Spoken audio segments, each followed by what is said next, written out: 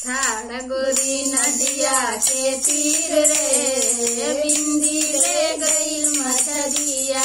ठाड़ गोरी नदिया के तीर रे बिंदी ले गई मछरिया। हमारा ससुर जी जलिया डलावे, हमारा ससुर जी जलिया डलावे।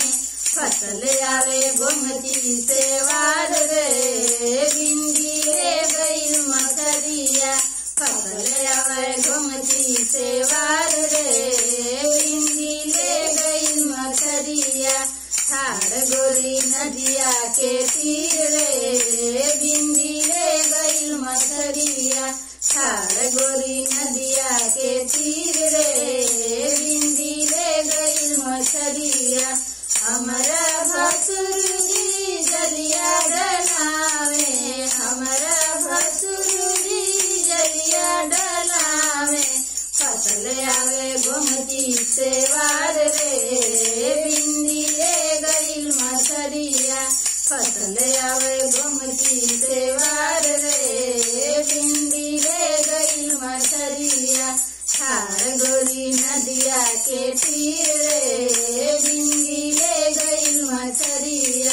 ठाड़ गोरी नदिया के तीर रे बिंदी ले गई मछरिया।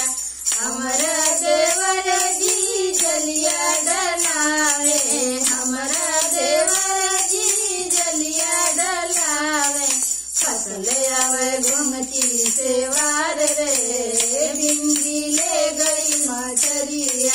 फसल आवे गोमती से वार रे बिंदी ले गई मछरिया। ठाड़ गोरी नदिया के तीर रे बिंदी ले गई मछरिया। ठाड़ गोरी नदिया के तीर रे बिंदी ले गई मछरिया। हमारा नंदोई जलिया डलावे, हमारा नंदोई जलिया डलावे। फसल आवे गोमती से वार रे बिंदी ले गई मछरिया। फसल आवे गोमती से वार रे बिंदी ले गई मछरिया। ठाड़ गोरी नदिया के तीर रे बिंदी ले गई मछरिया। ठाड़ गोरी नदिया के तीर रे बिंदी ले गई मछरिया।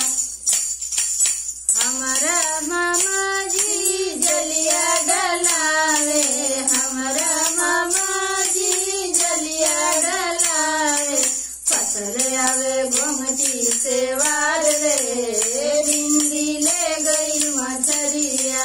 फसल आवे गोमती से वार रे बिंदी ले गई मछरिया। ठाड़ गोरी नदिया के तीर रे बिंदी ले गई मछरिया। ठाड़ गोरी नदिया के तीर रे बिंदी ले गई मछरिया। हमारा सैया जी जलिया डलावे, हमारो सैया जी जलिया डलावे। फसल आवे झुलनी हमार रे बिंदी ले गई मछरिया। फसल आवे बिंदी हमार रे बिंदी ले गई मछरिया। ठाड़ गोरी नदिया के तीर रे बिंदी ले गई मछरिया। ठाड़ गोरी नदिया के तीर रे बिंदी ले गई मछरिया।